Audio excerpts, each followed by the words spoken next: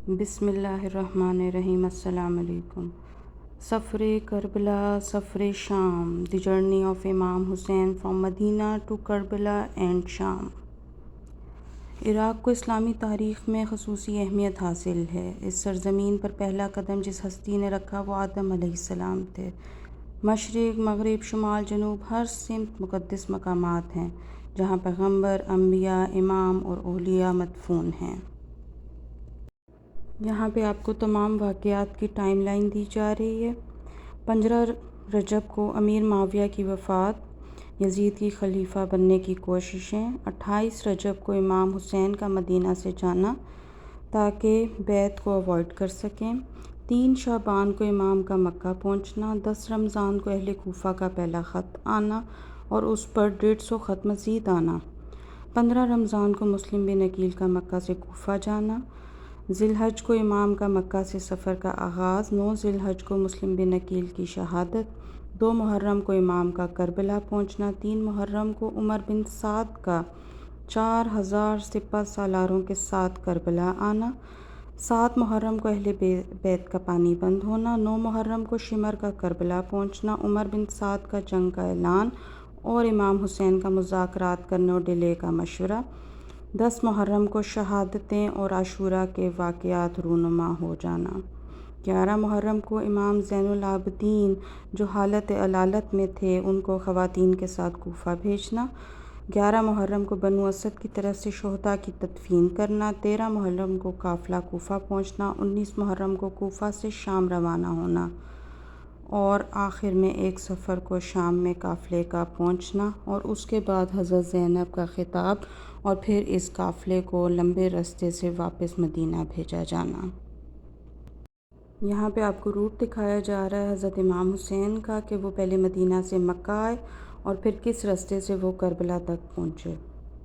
اس موقع پہ آپ نے اپنا آخری خطبہ ارشاد فرمایا کہ میرا نکلنا نہ خود پسندی ہے اور نہ تفریح کی غرض سے ہے اور نہ فساد اور ظلم و ستم میرا مقصد ہے۔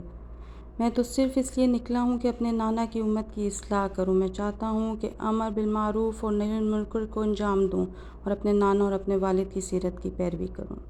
آپ نے مزید فرمایا میں ان لوگوں کو دیکھ رہا ہوں جو حاکم شام کی طرف سے اپنے احراموں میں تلواریں چھپائے میرے قتل کے لیے چوک در چوک مدینہ آ رہے ہیں، مکہ آ رہے ہیں۔ واللہ میں حسین اپنے قتل سے نہیں ڈرتا مگر اس لیے جا رہا ہوں کہ بیت اللہ میں میرے قتل سے خدا کے گھر کی حرمت پامال نہ ہو۔ جب امام حسین کربلا کے قریب پہنچے تو آپ نے پوچھا یہ کون سی جگہ ہے؟ بتایا گیا کربلا۔ آپ نے فرمایا بس یہی ہماری منزل ہے، کوئی چارہ کار نہیں اس دن سے جو نوشتہ تحریر ہو چکا۔ خدا تعالیٰ آپ کی آخری دعا چھرا لگنے کے بعد یہ تھی سجدے میں جا کے کہ خدا تعالیٰ تو میرا سہارا ہے، ہر تکلیف اور امید کا مرکز ہے، یقیناً ساری نعمتیں تیری ملکیت ہیں، ساری بھلائیوں کا مرکز تو ہی ہے، ہر حال میں تو ہی آخری جائے پناہ ہے، میں تیری قضا پہ راضی ہوں، تیرے امر کو تسلیم کرتا ہوں، تیرے امتحان میں صابر ہوں، تیرے سوا کوئی معبود نہیں۔ اے بے پناہ کو پناہ دینے والے میری مدد کر۔ پروردگار میں نے اپنا وعدہ پورا کیا، اب آپ اپنا وعدہ پورا کریں۔ سجدہ ختم ہوا، سر نہیں اٹھایا گیا، سر کو اٹھانا پڑا۔ اب ہم آپ کو عراق کی زیارتیں بمائے تصویر دکھانے لگے ہیں۔ اس میں سب سے پہلے نجف میں حضرت علی، حضرت آدم اور حضرت نوح کی تدفین کا مقام ہے۔ حضرت امام علی کی شہادت اور حضرت آدم اور حضرت نوح کی تدفین۔ وادی السلام میں حضرت ہود اور حضرت صالح کا مدفون مقبرہ ہے۔ اس کے علاوہ مسجد حنانہ ہے۔ اس کے علاوہ مسجد کوفہ ہے جہاں حضرت علی کی شہادت ہوئی تھی اور جو اکثر انبیاء کی جائے عبادت ہے۔ اسلام کی 3 بڑی مسجدوں کے بعد چوتھی بڑی مسجد اس کو کنسیڈر کیا جاتا ہے۔ پہلے نمبر پہ مکہ، پھر مدینہ، اس کے بعد بیت المقدس اور پھر چوتھی ہے۔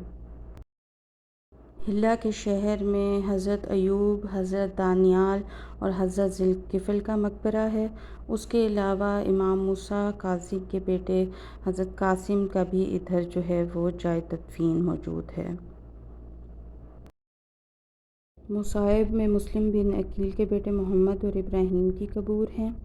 اور کاظمین کے شہر میں امام موسیٰ کاظم اور امام جواد کی اکٹھے ایک ہی موزولیم کے اندر قبور موجود ہیں۔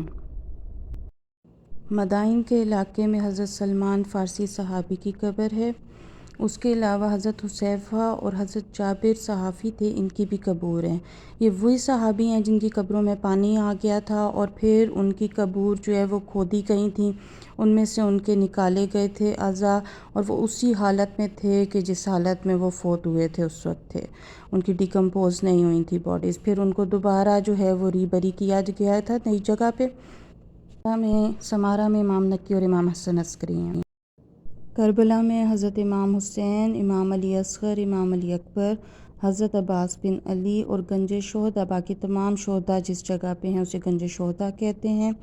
اس کے علاوہ حضرت حور ہیں جو کہ یزید کی فوج سے ان کے ساتھ آخری وقت میں مل گئے تھے اور اللہ تعالیٰ نے ان کا نصیب بدل دیا آخری وقت میں۔ اور اس کے علاوہ حضرت اون ہیں جو حضرت زینب کے بیٹے تھے۔ آپ تصویریں ان سب کے موزولیمز کی دیکھ سکتے ہیں۔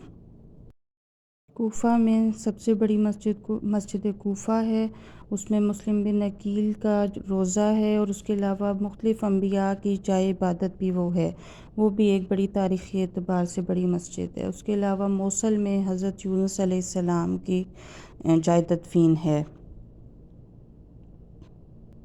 اب ہم آپ کو شام کی سیریا کی زیارات کا بتاتے ہیں۔ اس میں حضرت زینب کی جو ہے وہ جائے تدفین ہے، حضرت رقیہ کی جائے تدفین ہے۔ اس کے علاوہ جو ہے وہ امید موسک جو ہے بنو امیہ کی مسجد سب سے بڑی مساجد میں وہ آتی ہے، وہ ہے۔ اس کے علاوہ جو ہے حضرت امام حسین کا سر جس پتھر پہ رکھا گیا تھا راہب کی خانقاہ میں، جس نے بڑی اماؤنٹ میں ان کو پیسے دیے تھے ایک رات کے لیے رکھنے کے لیے، وہ بھی اس میں موجود ہے۔ اس کے علاوہ دو امہات المومنین حضرت ام سلمہ اور حضرت حبیبہ کی ادھر جو ہے وہ قبور ہیں، وہ بھی آپ کو ہم ابھی تصویر میں دکھائیں گے، وہ بھی آپ دیکھ سکتے ہیں۔ یہ مسجد امیہ کی تصویر ہے، حضرت زینب کا مزار کی تصویر ہے، یہ سب آپ دیکھ سکتے ہیں۔ امام حسین کے سر کی جدھر تدفین ہوئی ہے وہ والا بھی آپ دیکھ سکتے ہیں ٹام یہاں پہ۔ آپ کو یہاں پہ یہ ساری زیارتیں دکھائی جا رہی ہیں، آپ دیکھ سکتے ہیں سیریا کی مختلف زیارتیں، جس میں جو ہے وہ حضرت زینب کی، حضرت سکینہ کی، اس کے علاوہ جو ہے وہ حضرت امام حسین کا پتھر جس جگہ پہ رکھا گیا تھا ادھر نقطہ موسک بنا دی گئی ہے اس کی، حضرت بلال حبشی کی، اہل بیت کو جدھر پریزن کیا گیا تھا اس جگہ کی ہے تصویر اس میں، حضرت زین العابدین جدھر عبادت کرتے تھے ان کی محراب کی تصویر ہے، حضرت بی بی فاطمہ کی کنیز جو تھی حضرت فضہ ان کا یہاں پہ ٹام دکھایا جا رہا ہے، حضرت زکریا کا دکھایا جا رہا ہے، مسجد بنو امیہ کا حصہ دکھایا جا رہا ہے۔ اس کے علاوہ آپ دیکھ سکتے ہیں کہ باب صغیر ہے، حضرت عبداللہ بن جعفر طیار کی قبر ہے جو حضرت زینب کے بیٹے تھے، یہ حابیل کی دکھائی جا رہی ہے جو اس کو قابیل نے مار دیا تھا۔ یہ نقطہ موسک آپ کو دکھائی جا رہی ہے، اس راہب کی خانقاہ کے پاس بنائی گئی ہے، یہ بھی اس میں پتھر رکھا گیا ہے۔ باب الصغیر آپ دیکھ رہے ہیں جدھر حضرت ام کلثوم، حضرت علی اور حضرت فاطمہ کی بیٹی کی قبر ہے۔ اس کے علاوہ جو ہے آپ کو دمشق کی ایک بڑی مسجد کا اس میں دکھایا جا رہا ہے وتھ ڈیٹیلز، آپ ڈیٹیلز بھی ساتھ پڑھنا چاہیں تو آپ خود پڑھ کے انجوائے کر سکتے ہیں، ساری اویئر ہو سکتے ہیں چیزوں سے۔ اب آپ کو میپ دکھایا جا رہا ہے جس میپ سے اہل بیت کو واپس مدینہ لایا گیا تھا، آپ دیکھ سکتے ہیں کربلا سے ریڈ لائن سے جو ہے وہ ان کو شام پہلے لے کر جایا گیا تھا، اس کے بعد ان کو نیچے مدینہ لے کر آیا گیا تھا، اور یہ اس راستے سے بہت لمبا تھا جس سے یہ سارا قافلہ گیا تھا۔ کربلا کے دشت سے نیزوں پہ سر لائے گئے، فتح عظیم الشان کے اعلان فرمائے گئے، قرآن کے سارے ورق شعلوں پہ پھیلائے گئے، جلتی ہوئی موجوں کے دامن میں سفینہ آ گیا، عاشور کے سورج کے چہرے پہ پسینہ آ گیا، اور سورج غروب ہو گیا، سب شہید ہو گئے۔ جب ہجوموں کے بیچ میں سے، بازاروں کے بیچ میں سے لایا گیا ان قیدیوں کو جو شام پہنچ گئے تھے یزید کے دربار لانے کے لیے، سارے رشتہ دار، مرد، بھائی، بیٹے کھونے کے بعد حضرت زینب کے پاس کچھ نہیں تھا جس کے لیے وہ مزید خاموش رہتیں۔ اس کے بعد آپ نے اپنا تاریخی خطبہ شروع کیا۔ آپ نے فرمایا شروع اللہ کے نام سے جو رحمان ہے رحیم ہے، ساری تعریفیں اس عالمین کے رب کے لیے ہیں۔ میں ستم دیدہ سہی مگر تعریف تیرے لیے، میرا گھر تباہ سہی مگر ہم تیرے لیے، خاندان کشتہ راہ وفا سہی مگر بندگی تیرے لیے۔ درود و سلام میرے نانا صلی اللہ علیہ وآلہ وسلم پر۔ خطبے کے آغاز کے ساتھ ہی دربار والوں نے جان لیا کہ جس بات کو چھپایا جا رہا تھا وہ آشکار ہو گئی۔ ایسا ہوا کہ ہم شہر شہر پھرائے گئے۔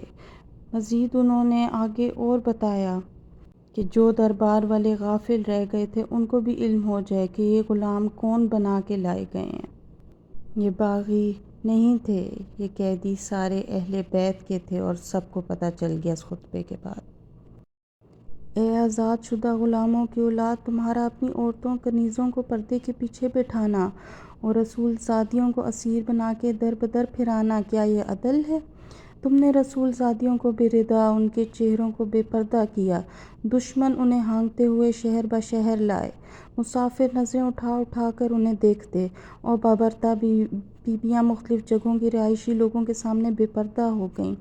دور و نزدیک کا ہر حاضر و غائب شخص، ہر پست، ہر شریف، ہر ادنا اور اعلیٰ انسان ان کے چہروں کو غور سے دیکھتے ہوئے پہچاننے کی کوشش کرتا، جبکہ ان کے ساتھ سرپرستی کرنے والا نہ کوئی مرد ان کا تھا اور نہ ہی دیکھ بھال کرنے والی کوئی رشتہ دار عورت تھی۔ تمہارا یہ عمل اللہ کے ساتھ سرکشی اور جان بوجھ کر رسول خدا کا انکار اور اس دین کا انکار ہے۔ خدایا تو ہی ہمارا حق لے اور ہم پہ ظلم و ستم کرنے والے سے انتقام لے، اور اس پر اپنا غضب نازل فرما جس نے ہمارا خون بہایا اور ہمارے حقوق کو پامال کیا، ہمارے ساتھیوں کو قتل کیا اور ہماری حرمت پامال کی۔ اے یزید، تو نے جو کچھ کرنا تھا وہ کر چکے، اور تو نے اپنی ہی کھال ادھیڑی ہے، اپنا ہی گوشت ٹکڑے ٹکڑے کیا ہے، اور عنقریب تم رسول خدا صلی اللہ علیہ وسلم کے سامنے جاؤ گے، جبکہ تم نے آپ کی اولاد کا خون اپنے گردن پہ لیا، آپ کی حرمت پامال کی اور آپ کی خاندان کا خون بہایا۔ جب خدا ان سب کو رسول صلی اللہ علیہ وسلم کے ساتھ اکٹھا کرے گا اور ان سب پر بکھرے ہوئوں کو آپس میں ملا دے گا اور ان پہ ظلم کرنے والوں سے انتقام لے گا اور ان کے دشمنوں سے ان کا حق کا بدلہ لے گا۔ اے یزید اولاد رسول کے قتل کی یہ خوشی تمہیں ذلیل و رسوا نہ کر دے، اور تم خدا کی راہ میں قتل ہونے والوں کو مردہ مت سمجھو، بلکہ وہ زندہ ہیں اور اپنے پروردگار سے رزق پاتے ہیں اور خدا کی طرف سے ملنے والے فضل سے خوش ہیں، اور تمہارے لیے یہی کافی ہے کہ خدا ہی ولی اور فیصلہ کرنے والا ہے۔ رسول خدا تمہارے خلاف مدعی ہیں اور جبرائیل علیہ السلام پشت پناہ اور مددگار ہیں ان کے۔ تیرے دن گنتی کے رہ گئے، اب تیرا مجمع منتشر ہونے والا ہے، اور تاریخ گواہ ہے چند دن بعد ہی آپ کی یہ بات پوری ہو گئی جب قید خانے میں حسین صلی اللہ علیہ وسلم کی ایک بیٹی کا انتقال ہوا اور اراکین دولت نے یزید کے سامنے صف آرا ہو گئے۔ آج اگر تم نے ہمیں غنیمت سمجھ کر گرفتار کیا ہے تو یقیناً یہ بہت جلد اس غنیمت کے بدلے میں تمہیں جرمانہ ادا کرنا پڑے گا، جبکہ اس وقت تمہارے پاس اپنے کیے ہوئے اعمال کے علاوہ اور کچھ نہ ہوگا، اور اللہ اپنے بندوں پہ ہرگز ظلم نہیں کرتا۔ بس میں اللہ کی بارگاہ میں تمہاری شکایت کرتی ہوں، خدا ہی پر میرا بھروسہ ہے، وہی پناہ گاہ ہے اور اسی سے میری امید وابستہ ہے۔ اے یزید، پھر بھی جو مکر و فریب کر سکتے ہو کر لو، پوری کوشش کر کے دیکھ لو، لیکن اس کی قسم جس نے ہمیں وحی، قرآن، نبوت کا انتخاب اور شرف یاب فرمایا، تم ہماری انتہا کو نہیں روک سکتے، ہماری نہایت بلندی کو نہیں چھو سکتے، ہمارا ذکر نہیں مٹا سکتے، ہم پر نازل ہونے والی وحی کو ختم نہیں کر سکتے، تم سے ہم پر ظلم و ستم کا دھبہ نہیں دھل سکتا۔ اے یزید، کیا تمہارا خیال ہے غلطی کے علاوہ کچھ اور ہے، اور کیا تمہاری قدرت کے دن محدود اور کیا تمہاری جمعیت بکھرنے کے سوا کچھ اور ہے؟ اس دن منادی ندا دے گا کہ خبردار، تجاوز کرنے والے ظالموں پہ خدا نے لعنت کی ہے۔ تمام تعریفیں اس اللہ کے لیے ہیں جس نے اپنے اولیاء کے لیے سعادت قرار دی اور اپنے منتخب بندوں کے لیے شہادت کے ساتھ ارادوں کی تکمیل کو مقرر کیا۔ خدا نے ان کو رحمت، شفقت، رضوان اور مغفرت کی طرف منتقل کر دیا۔ تیرے علاوہ کسی نے ان کے ساتھ شقاوت نہیں کی اور تیرے علاوہ کسی نے انہیں آزمائش میں نہیں ڈالا۔ اور ہم خدا سے دعا کرتے ہیں وہ ہمارے شہداء کا اجر کامل کرے، ان کے ثواب اور آخرت ذخیرے میں اضافہ فرمائے، اور ہم خدا سے بہترین جانشینی اور خوبصورت قبولیت کے خواہاں ہیں، بے شک وہ نہایت رحم اور محبت کرنے والا ہے۔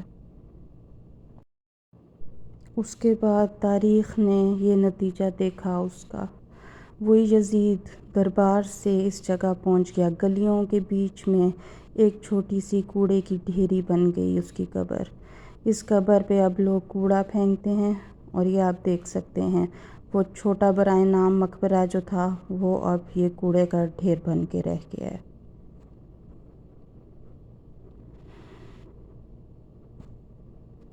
شاہ است حسین، بادشاہ است حسین، دین است حسین، دین بنا است حسین۔